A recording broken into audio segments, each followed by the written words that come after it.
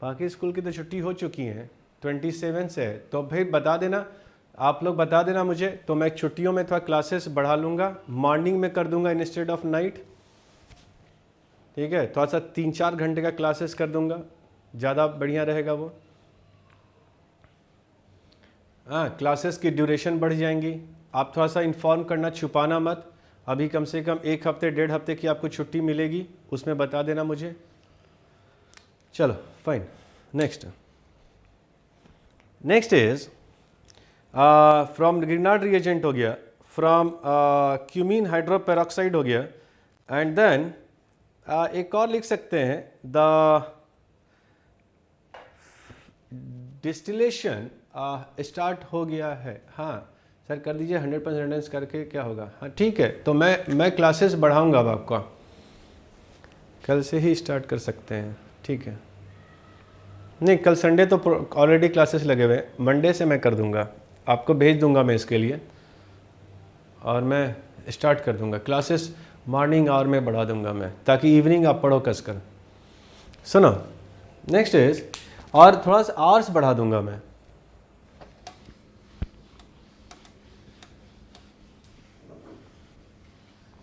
Last moment पे तो धक्का मारना होता है, जो धक्का मार दिया वो जीत गया। अगर आपके पास OH with C double bond OH है और इसको बेस के प्रेजेंस में हीट कर दो, तो इट कैन फॉर्म जैसे डिस्टिलेशन ऑफ फेनोलिक एसिड कहा जाता है इन presence of base, that is in presence of NaOH and calcium oxide से हीट करते हैं, तो it forms, याद है ये रिएक्शन याद है, सोडा लाइम। एसिड को सोडा लाइम से ट्रीट करते हैं तो क्या होता है? नहीं, reaction of acid with soda lime कब पढ़ाए थे? हाँ ओके, और बंदू कोई? अच्छा ठीक है, चलो ऐसा झटका मारा उसने, सीधा कब पढ़ाए थे? अबे सामने होता ना पीट देता पकड़ के। सो यहाँ पर अगर मान लो कार्बोक्सिलेट सॉल्ट है, अगर इसको सोडा लाइम से ट्रीट करोगे, that is a fused mass of NaOH and calcium oxide. Fuse मतलब पानी नहीं होनी चाहिए, पानी हुआ तो इसको प्रोटॉन मिल जाएगा, और प्रोटॉन मिला तो एसिड में चेंज हो जाएगा। कैल्शियम ऑक्साइड हाइग्रोस्कोपिक होता है। हाइग्रोस्कोपिक इसका मतलब पानी का ट्रेस एब्जॉर्ब कर लेता है, वो पानी की प्रेजेंस को सराउंडिंग एरिया से हटा देता है। सो एक सेकेंड, इसको बाद में लाएंगे हम, पहले इसको ही समझा दें तो दोनों रिएक्शन समझ में आ जाएगा आपको। सो एसिड सॉल्ट को आप सोडा लाइम से ट्रीट करते हो, जब soda lime is NaOH plus calcium oxide and this is hygroscopic in nature, hygroscopic in nature, ये पानी एब्जॉर्ब कर लेता है, इसका काम यही है। सो अब अगर RC double bond O negative को अगर NaOH से ट्रीट करोगे, सो OH माइनस है, अगर एसिड होता तो एसिड बेस रिएक्शन होता, यहाँ तो सॉल्ट फॉर्म है, तो क्या करेगा, ये OH माइनस इसको अटैक करेगा और ये बॉन्ड को क्लीव कर देगा, right. So this will form RCO negative with OH, ऐसा दिखेगा, इसमें विथ OH दिखेगा। स्ट्रॉन्ग हीटिंग की जरूरत होती है, तो हीटिंग से क्या होगा, ये नेगेटिव चार्ज सब इलेक्ट्रॉन पुश कर रहा है कार्बन की तरफ में। सो इस इलेक्ट्रॉन पुश करने के वजह से द R माइनस बाहर, स्ट्रॉन्ग हीटिंग है, it's not feasible at the normal condition, force कर रहा है रिएक्शन को। C double bond O negative with the OH, this is HCO3 negative, ये HCO3 नेगेटिव बन गया। जाहिर सी बात है, carbonic acid H2CO3 can provide 2H positive plus CO3 minus 2। Carbonic acid 2H दे सकता है, एक H है तो ये दोनों अब आपस में, ये बेस है R माइनस और ये एसिड है अभी भी, तो क्या रिएक्शन हो सकता है दोनों से, RH प्लस CO3 माइनस 2 ऐसा बन जाएगा। और CO3 माइनस 2 है तो Na प्लस चिपका देना, it means the acid salt when treated with the soda lime, this is soda lime, fused mass of soda lime molten तो होना ही चाहिए, पानी नहीं होनी चाहिए, it changes to RH plus Na2CO3। इसका काम रिएक्शन में नहीं है, ये सिर्फ हाइग्रोस्कोपिक होता है, वो पानी के ट्रेस को हटाए रखता है। पानी का ट्रेस मिला तो ये H पकड़ लेगा और ये एसिड में चला जाएगा। इसको पानी का ट्रेस नहीं होनी चाहिए, तो OH माइनस एक न्यूक्लियोफाइल की तरह अटैक करेगा और इसको अटैक किया और O नेगेटिव, इस नेगेटिव का इस नेगेटिव, अब ये मत बोलना कि यहां भी नेगेटिव बना दो सर H तोड़कर, अरे भाई इतनी नेगेटिव चार्ज एक्यूमुलेट नहीं होगा। ये बॉन्ड को ब्रेक करना चाहेगा, इतनी एक नेगेटिव यहां भी H को तोड़कर नेगेटिव मत बना दो। Now it's not going to be acidic, ये एसिडिक नहीं होने वाला है क्योंकि नेगेटिव इतना नहीं बनेगा। इसको हीट करने पर ये CC बॉन्ड ब्रेक करता है like R minus and this is the acid, और H और R RH और ये CO3 माइनस 2 निकल जाता है बाहर। HCO3 कैसे बना, ये देखो ना, बन तो रहा है, ये क्या बन रहा है, ये ब्रेक हो रहा है, C double bond O negative OH, यही तो बन रहा है HCO3 माइनस। जब भी आप ड्राई डिस्टिलेशन करते हो सॉल्ट का, कार्बोक्सिलिक सॉल्ट का विथ सोडा लाइम, तो CO2 मतलब डीकार्बोक्सिलेट कर जाता है, इसको कहते हैं decarboxylation of salt of acid by soda lime. Soda lime के थ्रू कार्बोक्सिलिक एसिड सॉल्ट को डीकार्बोक्सिलेट किया जाता है, कार्बोक्सिलेट सॉल्ट को डीकार्बोक्सिलेट किया जाता है। तो that's the use of soda lime. Sir fused क्यों? अभिनंदन, कोई भी रिएक्शन सॉलिड फॉर्म में नहीं होता है। अगर सॉलिड करोगे तो उसमें सरफेस एरिया कम मिलेगा, उसको मेल्ट कर दोगे तो सरफेस एरिया बढ़ेगा और रिएक्टेंट इजिली इंटरैक्ट कर सकता है। तो फ्यूज इसलिए बिकॉज मॉल्टेन लेना जरूरी है। आइदर आप सॉल्वेंट लेते हो जिसमें कॉमन एक सॉल्वेंट होता है जिसमें रिएक्टेंट को डिसॉल्व कर देते हो, डिसॉल्व करना मतलब छोटे छोटे टुकड़ों में टूट जाना, तो सरफेस एरिया बढ़ा, रिएक्शन फास्ट हुआ। लेकिन इसमें पानी यूज नहीं कर सकते हैं क्योंकि पानी यूज करने से RCO-H पकड़ लेगा, एसिड बन जाएगा और एसिड और बेस पर फिर डीकार्बोक्सिलेशन नहीं जा पाएगा। तो फ्यूज तो रखना ही है क्योंकि मोल्टेन लेना अपने को, राइट अभिनंदन? क्लियर?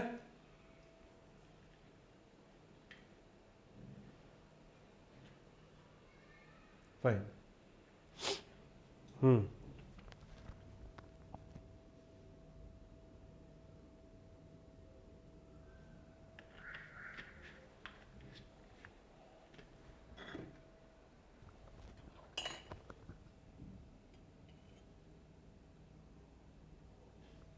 एक सेकेंड।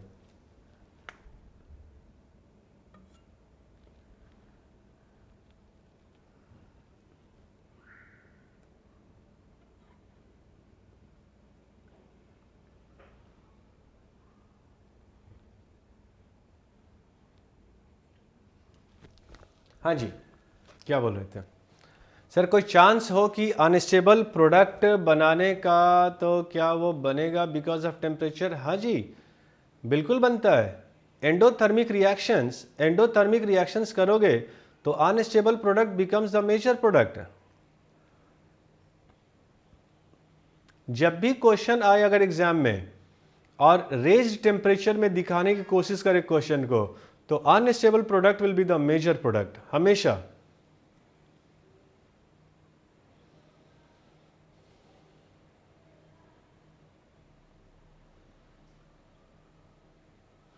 जैसे जनरली इलेक्ट्रोफिलिक एरोमेटिक सब्स्टिट्यूशन करते हो तो ortho product must be the minor and para must be the major, but high temperature पर ऑर्थो मेजर हो जाता है।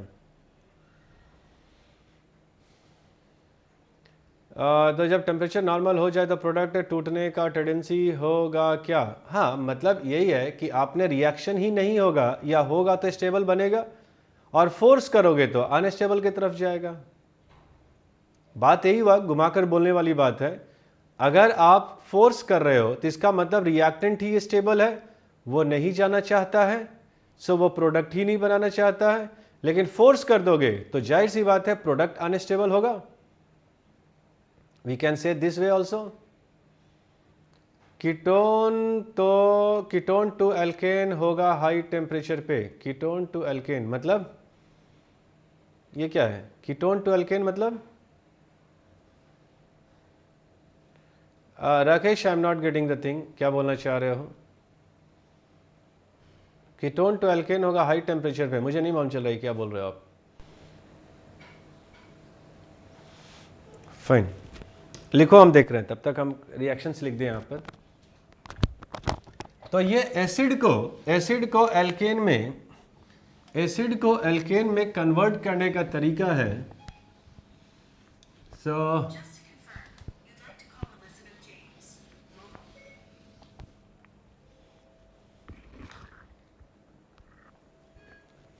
तो अगर आपके पास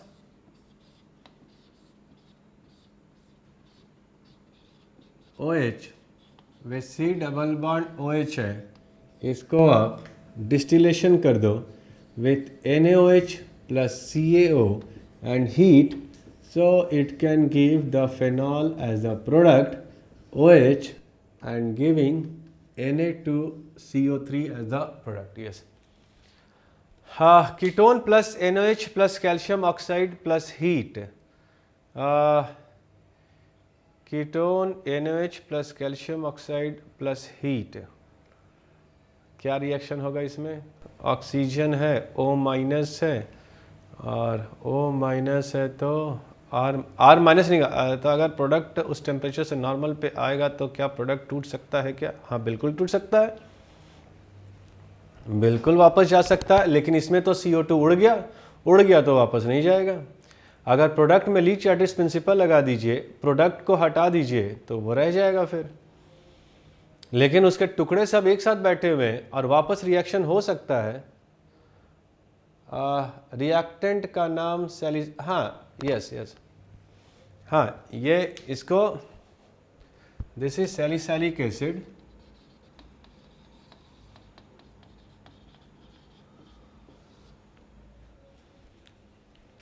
राकेश, तुम कह रहे हो कि अगर कीटोन को ट्रीट कर दें OH माइनस से, तो बच्चे एक चीज़ ध्यान रखना कि कीटोन में अगर RCH2 है और C double bond with the R है, तो याद रखना कीटोन के बगल वाला हाइड्रोजन एसिडिक हो सकता है और उसी को लेकर भाग जाएगा instead of, because acid base reaction are more favoured reaction, तो कीटोन के बगल वाला H को ही लेकर भाग सकता है। लेकिन RC double bond with the O negative है, तो इसके पास में जो RCH2 होगा इसको ले जाने की टेंडेंसी कम होगी। क्यों?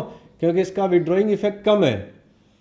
C double bond O is a good electron withdrawing group, तो वो एडजेसेंट हाइड्रोजन को एसिडिक बना देगा, तो वहां से H हटा सकता है।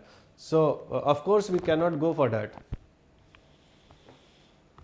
आई होप समझ में आया जो बोला मैंने।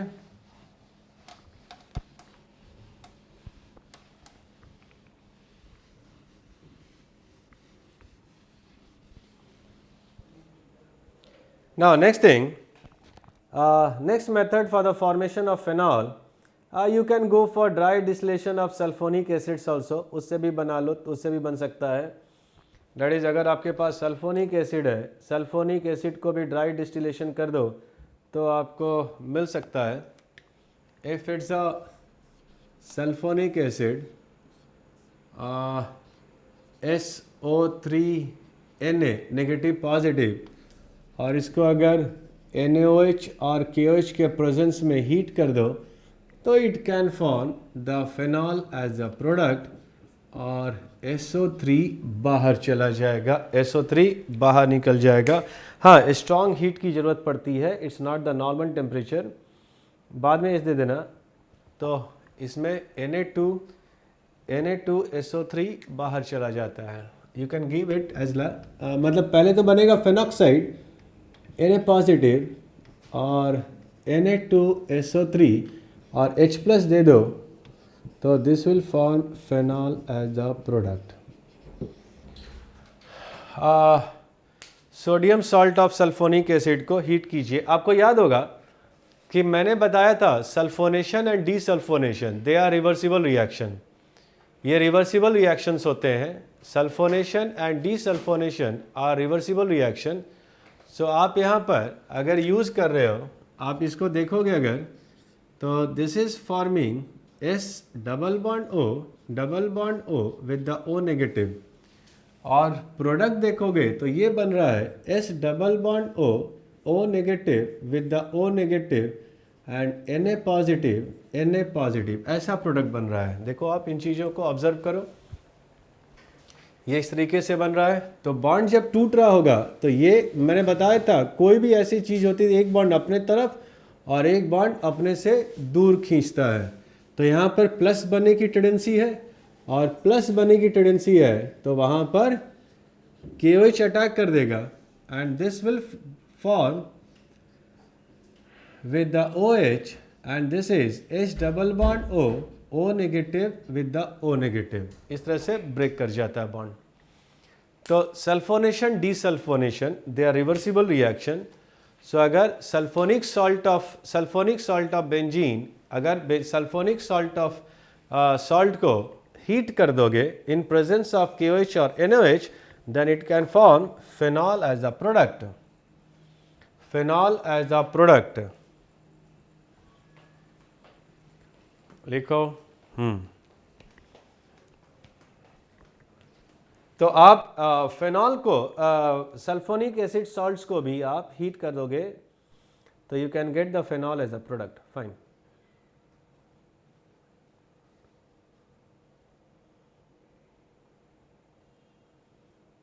रिएक्शंस आप देखते जाइए, समझते जाइए। अब आप समझदार हो चुके हैं, रिएक्शन समझने के लायक हो चुके हैं, समझते जाइए।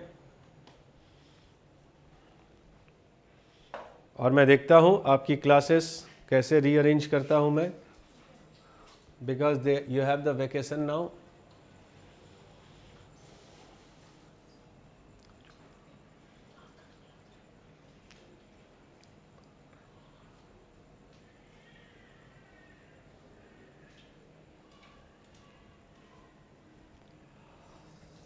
लिख लिए?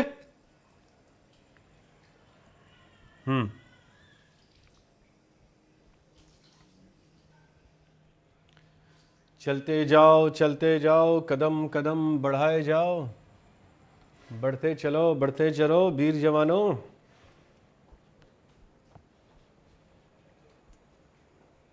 लिख लिया? ओके।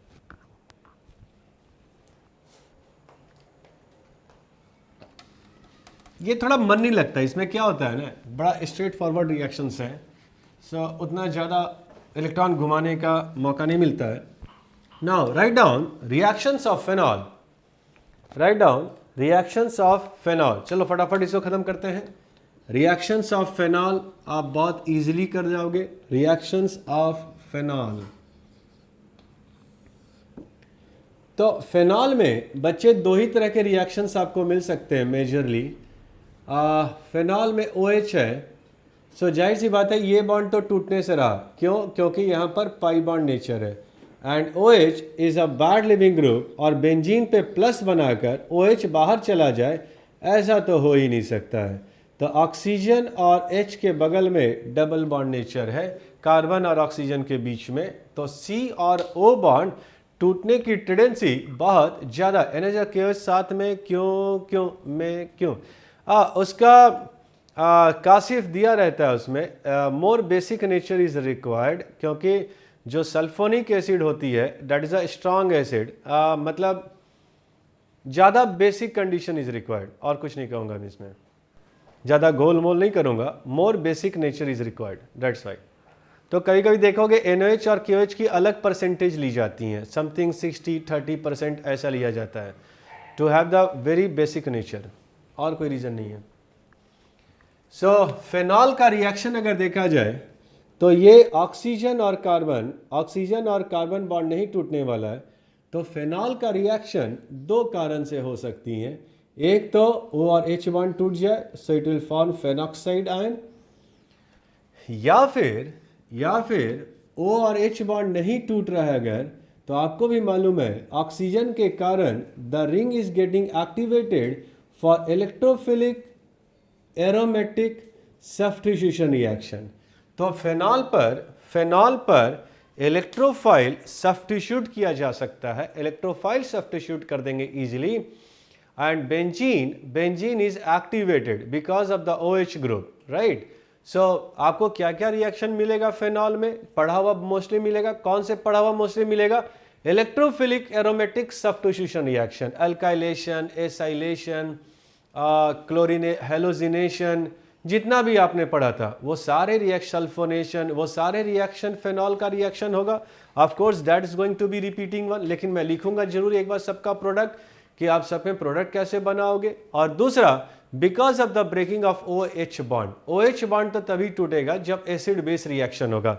सो एसिड बेस रिएक्शन में OH बॉन्ड टूट सकता है। तो फेनॉल में दो कारण से ही रिएक्शन मिलती हैं, either by breaking of the OH bond or by breaking of OH bond or electrophilic addition, electrophilic aromatic substitution reaction। Phenol कभी भी अपने से ज़्यादा एसिडिक कंपाउंड से रिएक्ट नहीं करना पसंद करता है। क्यों? क्योंकि अगर इसको अपने से ज़्यादा एसिडिक कंपाउंड से रिएक्ट कराओगे तो एसिड इसको प्रोटोनेट करेगा, और प्रोटोनेट करने पर इसको बाहर नहीं जाने देगा। वाई?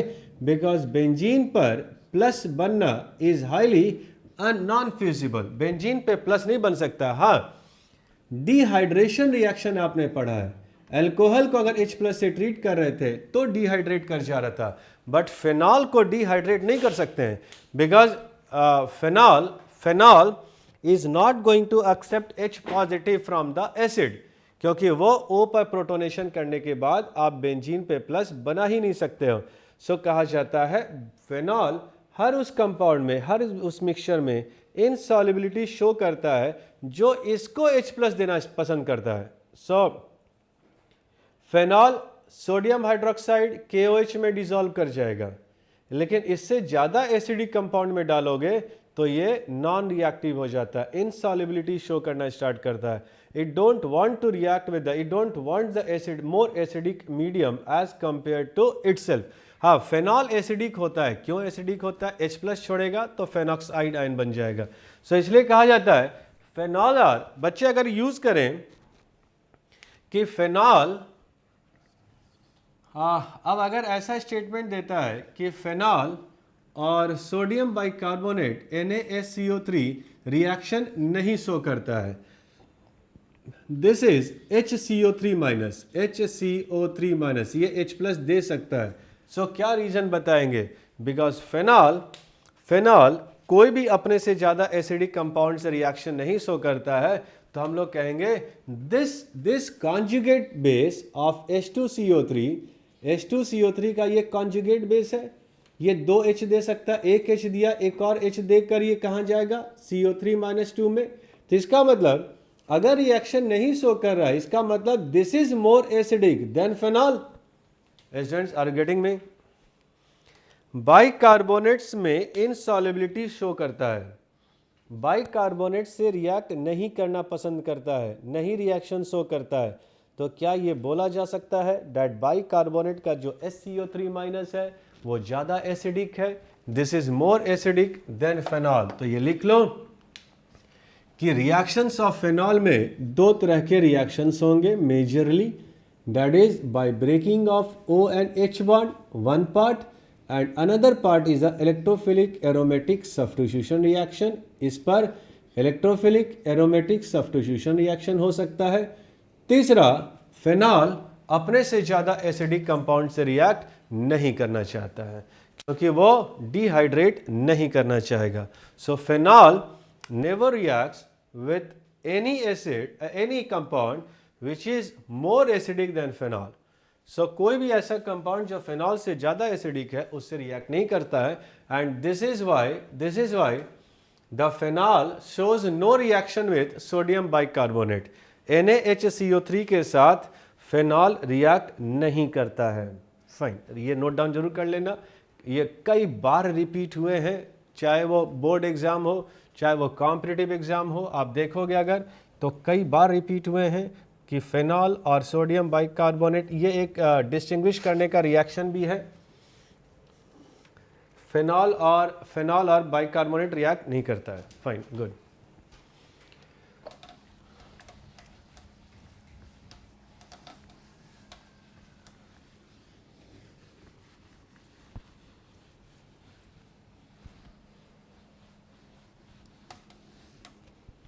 नाउ नेक्स्ट थिंग, चलो फिर वन बाय वन रिएक्शन लिखते हैं फटाफट।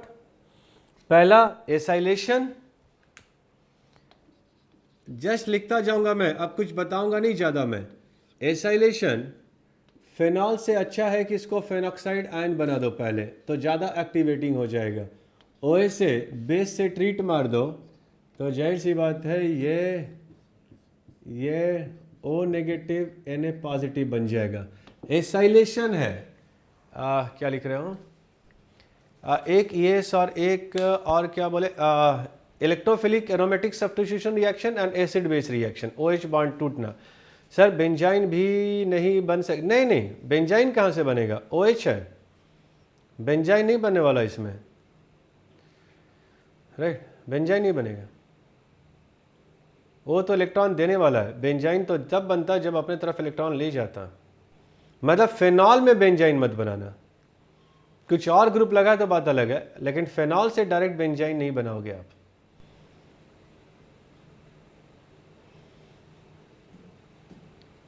एसिड बेस तो फिजिबल नहीं है। उत्सव फेनॉल अपने से लेस एसिडिक कंपाउंड से रिएक्ट करेगा, मतलब ये जिसको H+ दे सके, ये जिसको H+ दे सके उससे रिएक्ट करेगा।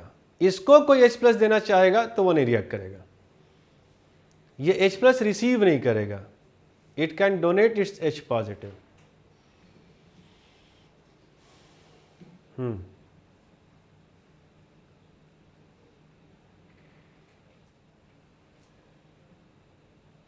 अगर प्रोटोनेट हो जाएगा तो बहुत इलेक्ट्रोनेगेटिव हो जाएगा, फिर बाद में रिवर्स रिएक्शन हो जाएगा। अगर प्रोटोनेट हो जाएगा तो बहुत इलेक्ट्रोनेगेटिव हो जाएगा, फिर बाद में रिवर्स ये, हाँ जी, वो छोड़ देगा, वापस कर देगा उसको। So ultimately it's not reacting, so ultimately वो रिएक्ट नहीं कर रहा है, क्योंकि बेंजीन का कार्बन उसको छोड़ने को तैयार ही नहीं है। तो बताओ बच्चों, बचाओ बोल रहा हूं, बताओ एसाइलेशन में क्या किया जाए फटाफट। एसाइलेशन में अगर आप इसको ट्रीट कर दो, क्या क्या तरीका है एसाइलेशन में बच्चे। Na पॉजिटिव है तो एसाइलेशन के लिए क्या क्या यूज कर सकते हैं हम लोग, RCOCl in presence of AlCl3, ये किया जा सकता है। RCOCl in presence of AlCl3, that is for acylation. Yes, so acylation अगर करोगे, जब AlCl3 RC double bond Cl with AlCl3 इसको लेकर भागना स्टार्ट किया होगा, तो क्या लगता है ये कार्बन प्लस जो बन रहा है वो इस पर चिपक जाना चाहिए। तो एसाइलेशन बेंजीन पर जाने के बजाय ये ऑक्सीजन के साथ ही चिपक जाता है, राइट, दिस वन ऑक्सीजन पर ही जाकर RCO ग्रुप अटैच हो जाता है because of negative charge over the oxygen acylation में। बट ये थोड़ा सा अगर कहा जाता है, इसको अगर थोड़ी देर तक सोल्यूशन में छोड़ दो, then this part get rearrange, this part will get rearrange, जिसको फ्राइज रीअरेंजमेंट रिएक्शन कहते हैं, that is Fries rearrangement reaction,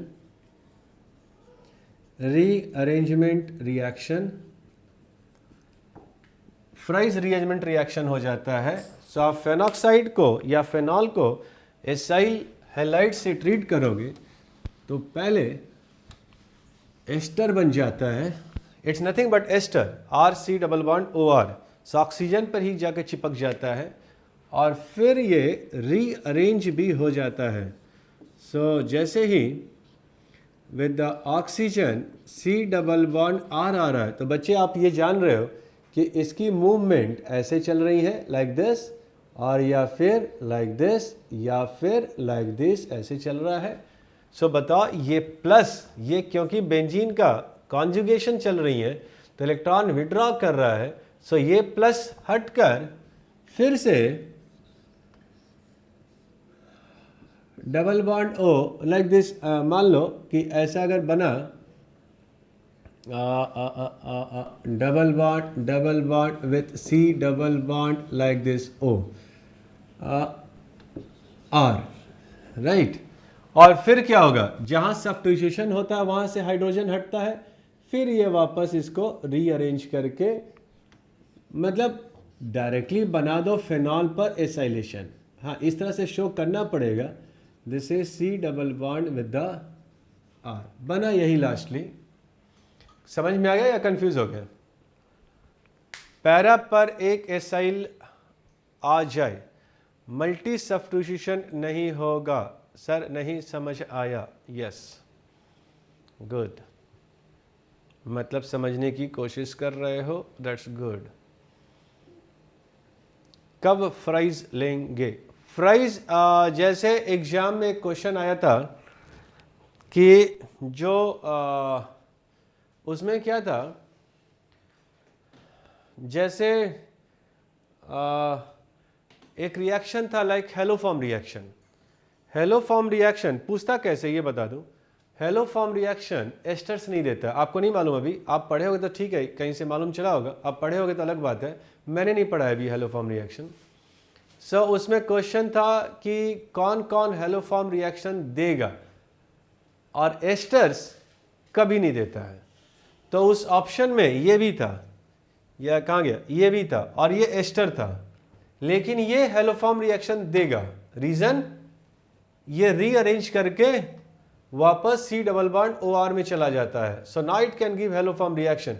तो क्वेश्चन अतर जो पूछना चाह रहे हो कि कब हम फ्राइज रीअरेंजमेंट्स लेंगे, ये कहा जाता है कि जब इस रिएक्शन को आप बहुत देर तक छोड़ दो कंटेनर में ही, then the thing get rearrange, या आप हीट कर दो तो रीअरेंज कर देगा। सो अगर हीटिंग कुछ शो कर रहा है, या आपको कॉम्प्रिहेंशन दिया हुआ है, कॉम्प्रिहेंशन में या फिर मोर देन वन ऑप्शन है, तो दोनों क्लिक कीजिए। या कॉम्प्रिहेंशन चल रहा है जिसमें सीक्वेंस ऑफ रिएक्शंस है, तो आप देखोगे अपने आप नेक्स्ट रिएक्शन से मालूम चल जाएगा कि ये एस्टर लेके एस्टर्स लेके चल रहा है या उसको कीटोनिक फॉर्म में लेके चल रहा है, राइट। कब फ्राइज अरेंजमेंट्स लेंगे ये हम नहीं डिफाइन कर सकते हैं। हाँ, the esters can get rearrange to give the acylated product. समझ में आ रहा है? क्वेश्चंस जब सामने आएगा तो आपको खुद मालूम चल जाएगा ये क्या बोलना चाह रहा है। समझ में आ रही बातें? अब जैसे वो क्वेश्चन था कि कौन हेलो फॉर्म रिएक्शन देगा, एग्जाम्पल, और जैसे जैसे जैसे ये समझ में आया? हेलो फॉर्म रिएक्शन वाला एग्जाम्पल जो आया हुआ है उसका एग्जाम्पल दिया। ये क्वेश्चन ऑलरेडी पूछा गया है एग्जाम्स में, तो हेलो फॉर्म वाला समझ में आया क्या एग्जाम्पल दिया था मैंने? तो ये तो क्वेश्चन प्रीवियस ईयर में आए हुए क्वेश्चन हैं। अब जैसे या मान लो कॉम्प्रिहेंशन में यूज होते हैं इस चीज़ों को। कॉम्प्रिहेंशन में मान लो रिएक्शन आगे जा रहा है, या मान लो कुछ दिस वन, ये कीटोनिक फॉर्म हो सकता है या ये एल्डिहाइड फॉर्म हो सकता है, राइट। एल्डिहाइड भी हो सकता है, इट डिपेंड्स कि यहाँ पर क्या है, ये HCOCl भी हो सकता है, या ये CH3 लगा दो तो कीटोन भी हो सकता है, और CH3 रहा तो हेलोफॉर्म भी हो सकता है रिएक्शन। सो बच्चे अगर टॉलेंस फेलिंग देना स्टार्ट करे, या एस्टर्स का रिएक्शन और कीटोन का रिएक्शन डिस्टिंग्विश करना स्टार्ट करे कि आगे टॉलेंस रिएक्शन से रिएक्ट कर रहा है, इसका मतलब आप रीअरेंजमेंट्स करके देखो। अरे समझ में आ रहा है? कोई स्पेसिफिक कैसे बोलो, मतलब कीटोन के अपने रिएक्शन से, एस्टर्स के अपने रिएक्शन से। सो अगर कोई कीटोनिक रिएक्शंस लेके चल रहा है, कोई टॉलेंस फेलिंग की बात कर रहा है, तो ऑफ कोर्स उसमें हम रीअरेंजमेंट्स करके मान के चलेंगे। यस अतर्व, समझ में आ रहा है या और कंफ्यूज हो गए? एग्जाम्पल तो सामने मेरे सामने अभी एग्जाम्पल एक ही है, कंफ्यूज हो गए, बहुत बढ़िया, वेरी गुड। अतर अगर सुनो, अगर ये बनेगा पहले, चलो स्पेसिफाई करता हूं, ये बना पहले, राइट, और इसका एक दूसरा फॉर्म भी हो सकता है रीअरेंज होकर, this is OH with C double bond R। अगर कॉम्प्रिहेंशन में या सीक्वेंस ऑफ रिएक्शन में अतर्व अगर बोलता है कि this can also go for Baeyer Villiger reaction, तो हम मान सकते हैं वो कीटोन है, एस्टर्स नहीं होगा। अगर कहता है कि on heating it's giving the haloform reaction, तो ऑन हीटिंग तो इसको नहीं मानेंगे, ये भी ऑन हीटिंग मतलब रीअरेंज करके यहां तक आ रहा होगा, तो ये हेलोफॉर्म रिएक्शन दे सकता है। राइट कॉर्नर में H नहीं R होना चाहिए ना, कहां पर, निकल पीट दूंगा पकड़ के, यहां पर R भी हो सकता है और H हो सकता है, अरे HOCl भी हो सकता है ना निखिल, और RCOCl भी हो सकता है, दोनों हो सकता है। अगर R हुआ तो कीटोन और H हुआ तो एल्डिहाइड। मैंने H लगाया था, राइट। मतलब क्वेश्चन भी करेगा कि ये रिएक्शन सर्टेन नहीं है, बिल्कुल कहा जाता है, यही बोला जाता है कि इस रिएक्शन को थोड़ी देर तक छोड़ दीजिए अगर सोल्यूशन में, देन दे गेट रीअरेंज। सो ये रीअरेंज होगा ही जिंदगी में, ऐसा नहीं बोला जाता है। राइट मतलब दाया साइड, तो राइट ही तो लिखा था, तो दाया बाया क्यों समझा रहे हो, मैं अंग्रेज नहीं हूं। निखिल ये क्या था, दाया मतलब, राइट मतलब यही ना मेरा राइट। लास्ट प्रोडक्ट में हम बोले, लास्ट प्रोडक्ट में हम बोले, समझ गए हो या कंफ्यूजन है अभी भी, समझ गए हो? मतलब क्वेश्चन में, हाँ जी अतर स्पेसिफाई करें, क्वेश्चंस में आपको इंडिकेट कर देगा। गुड, तो बढ़िया है ना, क्या टेंशन ले रहे हो सर, अरेंजमेंट से नहीं समझे, ओके फाइन, रुक जाओ रुक जाओ। वो अतर्व, मैं इतना जो बोल रहा हूं वो सिर्फ एक चीज बताना चाह रहा हूं कि आपको रिएक्शन में सीक्वेंस जब चलेगा तो आपको खुद पता चल जाएगा कि आगे कंपाउंड एस्टर की तरह लेकर बढ़ेगा या कीटोन या एल्डिहाइड लेकर बढ़ेगा। This will be the means you have to keep in this mind, क्योंकि ये एस्टर की तरह भी बढ़ सकता है और कीटोन या एल्डिहाइड की तरह भी बढ़ सकता है या फेनॉल की तरह भी बढ़ सकता है। अगर ये रहा तो फेनॉलिक रिएक्शन नहीं मिलेगा, इसमें फेनॉलिक रिएक्शन नहीं मिलेगा, लेकिन इसमें फेनॉलिक रिएक्शन भी मिल सकता है और कार्बोनिल भी मिल सकता है। तो अगर क्वेश्चन कुछ इस तरह इंडिकेट कर रहा है कि कोई फेनॉलिक या एल्डिहाइडिक रिएक्शन मिल रहा है, तो ऑफ कोर्स आप अरेंजमेंट्स मान के चलना। अरे समझ में आ रहा है, क्वेश्चन सॉल्व करेंगे तब, क्वेश्चन सॉल्व करना, बहुत सारे मिलेंगे ऐसे क्वेश्चन। अतर क्लियर है या फाइन, वो आगे आपको खुद दिमाग लगानी होगी। हाँ, it can be existing in the both form, right. So Abhinandan, तुम लोगों को कंफ्यूज मैं यहां कर दिया होगा, मैं कह रहा हूं टेंशन मत लो। अगर ये चीज फेनॉक्साइड आयन होता और अगर इसको RCOCl से ट्रीट करता इन प्रेजेंस ऑफ AlCl3, तो ये पहले प्रोडक्ट बनाता O with the C double bond R। यहां तक कोई दिक्कत? यस और नो? अभिनंदन यहां तक कोई दिक्कत? बोलो नो। क्या हम, ये O नेगेटिव है, एक्टिवेटेड है, तो क्या हम इस पर डायरेक्ट एसाइलेशन करके क्या हम इसको ऐसा भी बना सकते थे, OH with C double bond R भी बना सकते थे, हाँ या ना? Direct alkylation at ortho and para, बोलो जी। अरे इलेक्ट्रोफिलिक एरोमेटिक तो पढ़े हो ना? लेस अरुज आप पीट दूंगा कुछ बोले तो, लेस फिजिबल और मोर फिजिबल बन सकता है ना। इसी चीज को मैंने, बीच में कंफ्यूज मत करो, इसी चीज को मैंने रीअरेंजमेंट के थ्रू बनाया था। फिजिबल नॉन फिजिबल डिस्कस करेंगे, पहले कंप्लीट तो करने दो रिएक्शन की फॉर्मेशन। सो इसी को मैंने बताया था कि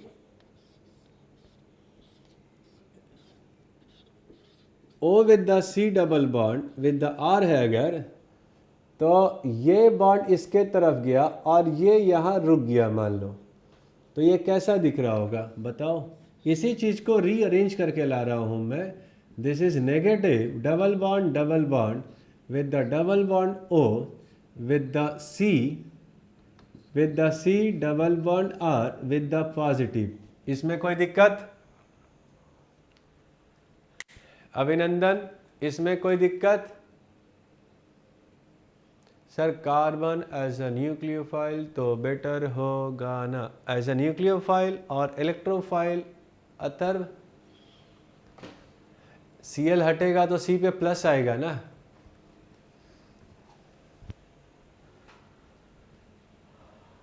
बेंजीन का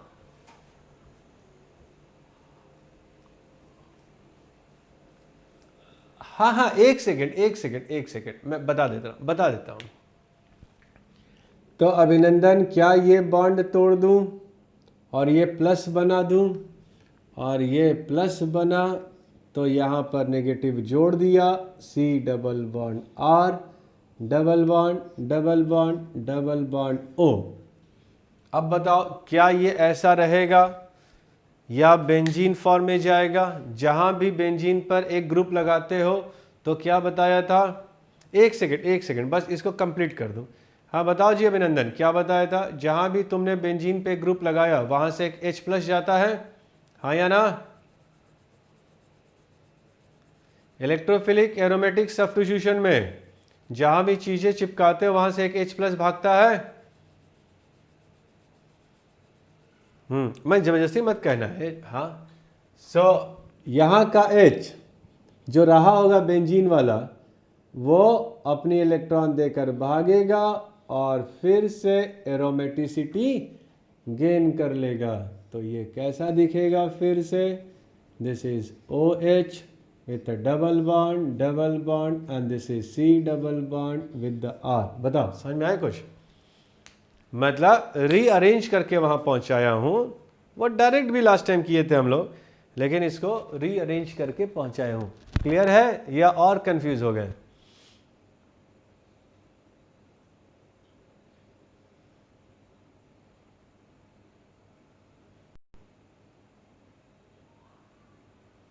ओके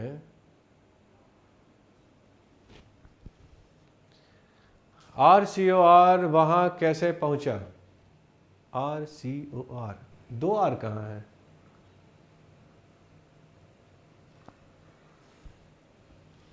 अरे क्या करोगे, ये टूटेगा तो ये प्लस बना और ये नेगेटिव बना, तो पहुंचाना पड़ेगा कि अट्रैक्ट कर लेगा? हाँ जी,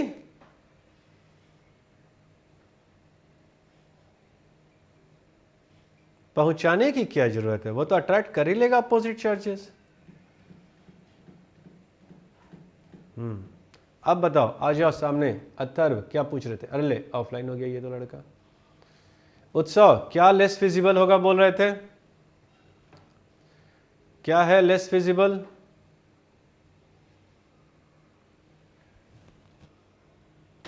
नहीं सर मैंने अच्छा हाँ अभी दिख रहा था। हाँ बताओ क्या लेस फिजिबल है, जल्दी बताओ। ऑक्सीजन कार्बन को इलेक्ट्रॉन दे, ऑक्सीजन कार्बन को electron they, that is moving because of resonance. क्यों? क्या वो पाई बॉन्ड रुका रहेगा या मूव करता रहेगा? क्या वो पाई बॉन्ड मूव करता रहेगा या रुका रहेगा? रेजोनेट करता है कि नहीं करता phenol with the benzene ring? पहले हाँ या ना बोलो। क्या बेंजीन रिंग ऑक्सीजन के साथ रेजोनेट करेगा कि नहीं करेगा? ज़्यादा से कम इलेक्ट्रोनेगेटिव कंट्री, वो ठीक है, उत्साह एक्सेप्टेड। इसलिए आप बताओ उत्साह, क्यों नहीं हमने डायरेक्ट इसको मैंने यहाँ चिपकाया? क्यों नहीं चिपकाया? क्योंकि यहाँ नेगेटिव रहने की टेंडेंसी ज़्यादा है। क्यों ज़्यादा है? क्योंकि ये अगर गया और इसको तोड़ा तो इसकी एरोमेटिसिटी गायब हो जाती है। एक तो ये कंडीशन है, तो यहाँ नेगेटिव बनने दे नहीं रहा होगा। लेकिन पाई बॉन्ड कॉन्जुगेशंस में है तो ये कहता है भैया उसका बॉन्ड स्ट्रेंथ शो करता है कि वो प्योर पाई बॉन्ड के जैसा नहीं होता है, इसका मतलब रेजोनेट करता है। लेकिन आप बताओ, यहां पर ही इसको मैंने फर्स्ट इंस्टेंट पे चिपकाया क्योंकि यहां नेगेटिव होने की चांसेस ज्यादा है। एक्सेप्टेड? यही बोलना चाह रहे हो? बोलो। लेकिन अगर बहुत देर तक छोड़ दिया जाता है तो मैं कहां बोल रहा हूं कि यील्ड इज वेरी हाई। बहुत देर तक अगर सोल्यूशन में छोड़ दो तो कंपाउंड कैन गेट रीअरेंज। क्या बहुत ज्यादा कंट्रीब्यूशन लिया जा रहा है रीअरेंजमेंट्स का, या can get rearrangements after lots of time, और वो भी नहीं कि पूरा। सब मेजरली किधर ले जा रहे हो उत्सव? मेजरली किधर लिया जा रहा है?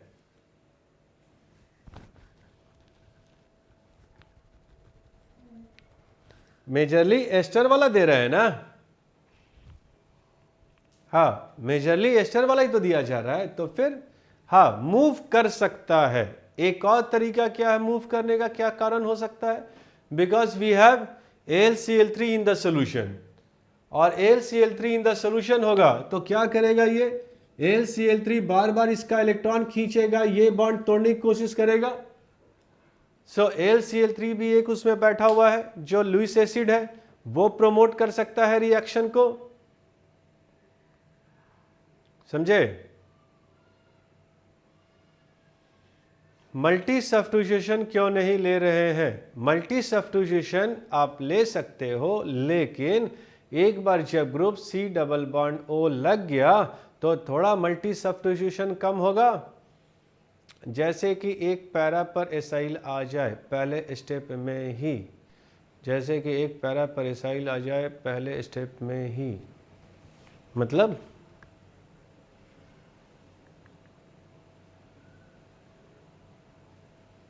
ये तो ऑर्थो पे रख रहे हैं कि हाइड्रोजन बॉन्ड है, नहीं तो घूमकर पैरा पे चला जाए, क्या टेंशन है?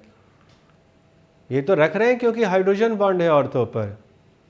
ऑर्थो पर C डबल बॉन्ड O रहेगा और बगल में OH रहेगा, तो उसके पास हाइड्रोजन बॉन्ड है तो वहां रखा हूं। नहीं है तो पैरा पे लेके भाग जाओ, क्या टेंशन है भाई? आप बताओ ऑर्थो पर किस दो ग्रुप को लगेंगे? अगर आप ऑर्थो पे ग्रुप पे रखोगे, अगर ऑर्थो पे ग्रुप पे रखोगे तो भीड़ बढ़ रही है, भीड़ तो पसंद होता नहीं है। तो सबसे ज़्यादा कहाँ टेंडेंसी होती है जाने का, उसका रीअरेंज होके जाने का? पैरा पर। लेकिन ऑर्थो पर क्यों उसको रख दिया गया है? क्योंकि OH और ऑक्सीजन के बीच में हाइड्रोजन बॉन्ड से इसको स्टेबिलिटी मिल रहा है, इसलिए इसको यहाँ पर भी पुट किया गया है। Like this it may form the ortho product. हाँ जी, चलो जी, बढ़िया है। और जो मैं बोला हूं, खून पसीना एक कर दो, लगा दो जिंदगी में जितनी एनर्जी है, ताकि अफसोस ना रहे। ताकि ये जो सुनने को आता है ना, टेस्ट क्लासरूम से निकलते हैं और बच्चे बोलते हैं उफ, अगर ये ऐसा करते, मेरे को ये भी आ रहा था, ये भी आ रहा था, ये भी आ रहा था, उस समय याद नहीं आया। अरे जब नहीं याद आया तो याद कर लो ना अभी, क्यों अफसोस करोगे? आप ऐसी मेहनत करके निकलो कि टेस्ट से निकले एग्जामिनेशन हॉल से और आप कहने लायक रहो कि ये मेरा बेस्ट था, इससे बेस्ट हो ही नहीं सकता था मेरे को। ये नहीं बोल के निकलो कि यार ये एग्जाम्पल आ रहा था लेकिन मुझे याद नहीं आया, मैं ऐसा ये चैप्टर पढ़ लिया होता, ये चैप्टर, ओह ये चैप्टर मैंने छोड़ कर आया था और उसी से मैक्सिमम क्वेश्चन आया था। सर इस बार वाला संडे वाला टेस्ट का कुछ रिवाइज नहीं हुआ है। अगले वीक भी कोई प्रॉब्लम नहीं है, दो दो टेस्ट सेम टॉपिक पे दो दो टेस्ट कर देंगे, इसमें क्या टेंशन है। आई रिपीट द टेस्ट, ठीक है, मैं वही कर दूंगा।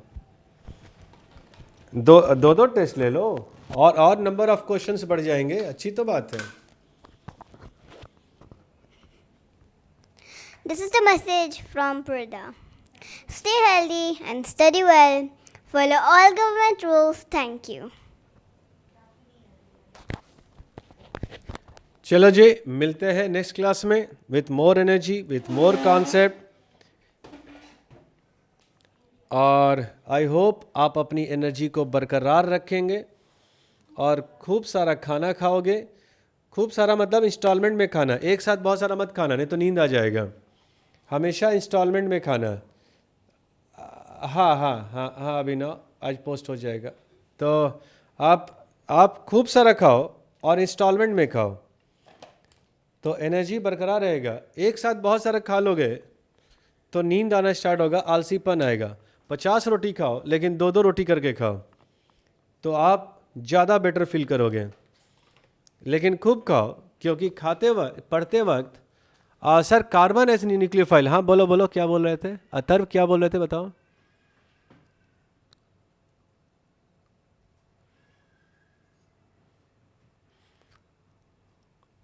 पढ़ते वक्त हमेशा कुछ रखिए अपने बगल में, खाते रहिए, थोड़ा मुंह चलाते रहिए, नींद नहीं आएंगी इससे। लिखो लिखो अथर्व, मैं देख रहा हूं, तुम बोल भी सकते हो, माइक इनेबल है शायद, इनेबल कर देता हूं।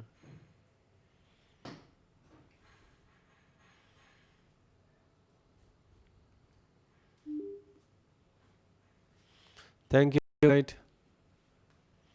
Atharva, carbon as a nucleophile मतलब क्या, बोल भी सकते हो।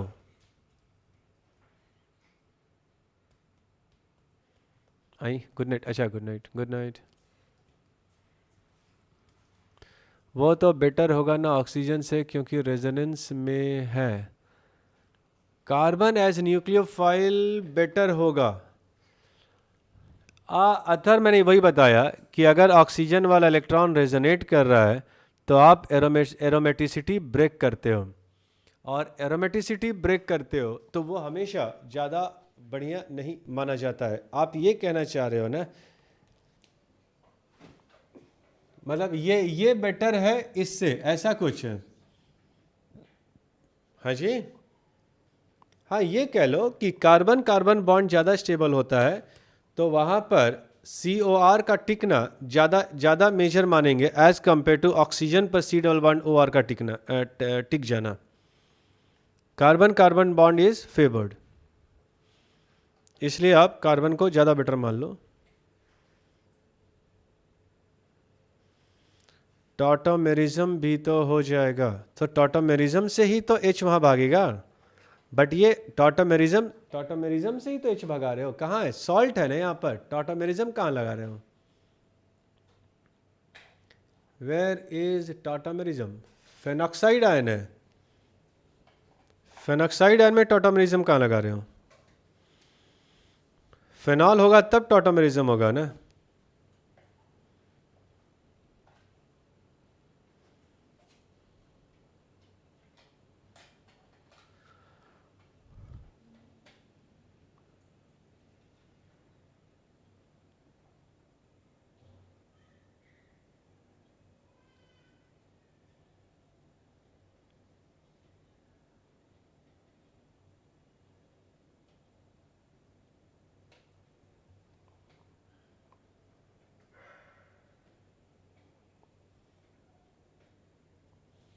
जब C एज अ न्यूक्लियोफाइल से रिएक्ट कर जाए फिर H टॉटोमेरे, हाँ हाँ बिल्कुल, डैट इज टॉटोमेरे, हाँ बिल्कुल, बात तो एक ही होगी। देखो ना, ले तो गया हूँ मैं, देखो यहाँ से H टॉटोमेराइज ही तो हो रहा है ये, और क्या हो रहा है, H मूव ही तो कर रहा है, दैट इज टॉटोमेराइजेशन। शो तो किया हूँ यहाँ पर, वो टॉटोमेराइजेशन ही है, तो ये तो ज़्यादा फिजिबल होगा ना। अच्छा ये कहना चाह रहे हो, देखो बिल्कुल बिल्कुल ये फिजिबल होगा, लेकिन फर्स्ट इंस्टेंट पर कहाँ अटैक करेगा? ओ पर। क्यों? क्योंकि इसका इलेक्ट्रॉन का मूवमेंट यहाँ पर लेस विजिबल माना जाता है अगर मैं एरोमेटिसिटी को देखूं तो। लेकिन अगर कुछ देर छोड़ दिया जाए तो ये मूव कर जाता है अगर मैं कार्बन कार्बन बॉन्ड देखूं तो, या LCl3 as a Lewis acid पड़ा है तो। सो अतर आप अगर जो कहना चाह रहे, मैं समझ गया अभी, आप कहना चाह रहे हो कि यहाँ पर नेगेटिव, अगर यहाँ पर कार्बन टिक जाए और हाइड्रोजन अगर टॉटमराइज करके पहुंच जाए तो यहाँ लगना बेहतर है। तो पहला इंस्टेंट पे मैं बोलूँगा कि भैया पहला इंस्टेंट तो मैं देखूंगा कि नेगेटिव कहाँ बेटर एग्जिस्ट कर रहा है। जहाँ नेगेटिव बेटर एग्जिस्ट करेगा वहीं पर इलेक्ट्रोफाइल अटैक करेगा। तो पहले अगर नेगेटिव की बात करें तो वो ऑक्सीजन पर है। अथर्व, आपको याद है कि मैंने बताया था कि एनिलीन्स एसाइलेशन अल्काइलेशन को कभी रिस्पॉन्ड नहीं करता है। किस कारण से? तो क्यों नहीं नाइट्रोजन का लोन पेयर मूव कर जाता है? क्यों नहीं नाइट्रोजन का लोन पेयर? यहाँ अगर नाइट्रोजन होता तो ये एसाइलेशन अल्काइलेशन को, मतलब यहाँ पर रिस्पॉन्ड ही नहीं देता है। सो यहाँ भी AlCl3 है। हाँ यस निखिल, यहाँ भी LCl3 है। तो अथर्व पहले तो ये बताओ कि नेगेटिव प्रोडक्ट को देख के बोल रहे हो फिजिबल है। मैं बोल रहा हूँ वहाँ नेगेटिव आने की टेंडेंसी ही कम है। क्यों? क्योंकि अगर नेगेटिव आया तो एरोमेटिसिटी चला गया उसका। मैं रिवर इनिशियल पॉइंट को देख रहा हूँ। अरे लगता है ऑफलाइन हो गया क्या ये? आज इसका नेट गड़बड़ है लगता है।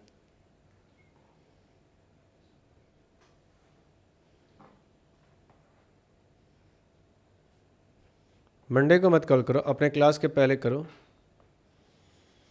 वैष्णवी सिंह समझ में आ रहा है? सोमेन, जैस्मीन, आत्री, अर्णव, अरिंदम, अनंत, अभिषेक, अभिनव।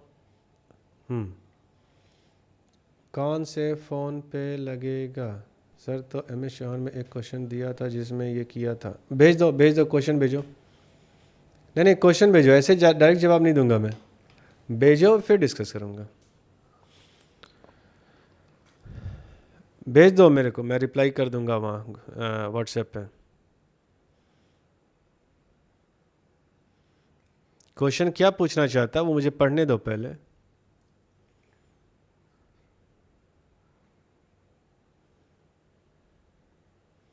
कौन से फ़ोन पे लगेगा? निखिल क्या बोल रहे हो कौन से फ़ोन पे लगेगा? मैं इस पर ऑनलाइन हो जाऊंगा, आपको डाउट टाइम भेज देता हूँ। मैं इस वीक लगवा देता हूँ डाउट्स टाइमिंग।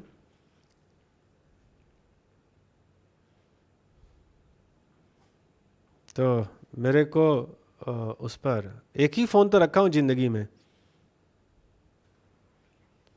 इस ब्लॉक के क्लास के लिए ये वाला छाप कब ख़त्म होगा? चैप्टर कब ख़त्म होगा? ओह क्यों थक गए?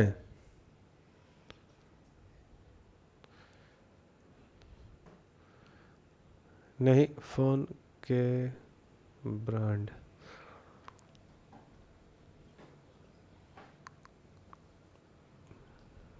नेक्स्ट क्लास में कर दीजिएगा, अभी तो तब बहुत टाइम लग जाएगा। ठीक है तो भेज देना। नहीं, फ़ोन के ब्रांड, फ़ोन का तो एक ही ब्रांड होता है मेरे पास, 2-3 तो फ़ोन है ही नहीं ब्रांड। आईफोन ही रहता है और दूसरा तो ब्रांड है ही नहीं मेरे पास। क्या पूछा चाह रहे हो? पीट दूंगा मैं। नहीं सर बस ऐसे ही। निखिल क्या पूछ रहे हो? ज़्यादा पढ़ रहे हो क्या? पीट दूंगा। 11 या 12? 12 अभी कहाँ है आप बोकारो में? मुझे दिल्ली जाना पड़ेगा 12 के लिए। ऑफ कोर्स 12 आ जाएगा, वो तो जानती हो मेरी आदत है। और अभी तो लॉन्च ही नहीं है इंडिया में।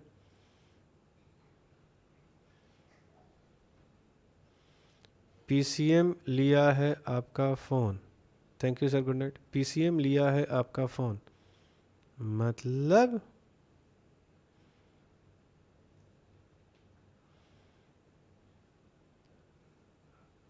हाँ 11 है, 11 प्रो है।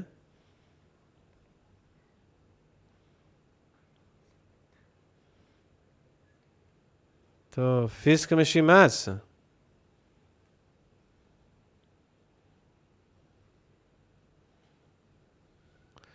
अरे बैकी बैकी बातें करोगे तुम।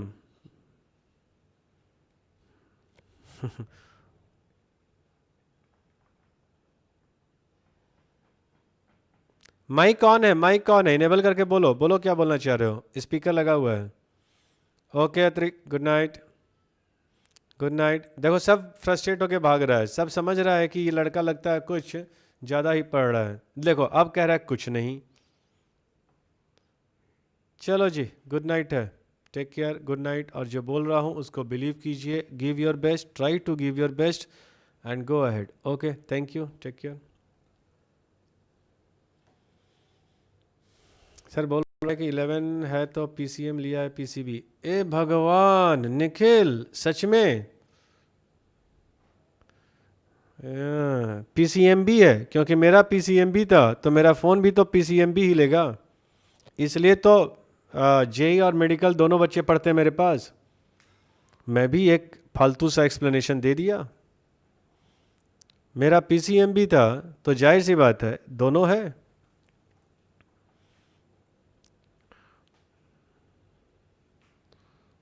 Good night, good night Anantraj, bye. पकड़ लिया, यस। तो भैया मेरा फ़ोन का जो ब्रांच है पीसीएमबी है।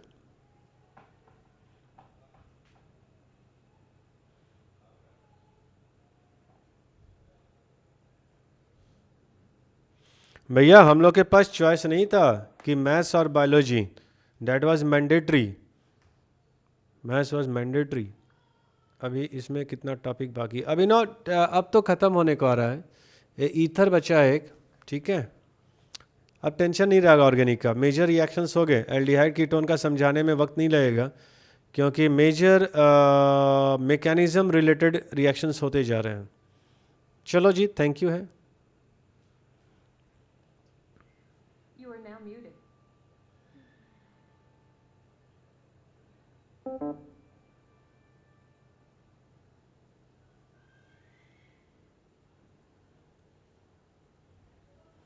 इतने बातूनी लौंडे हैं ना ये सब, क्या कहा जाए।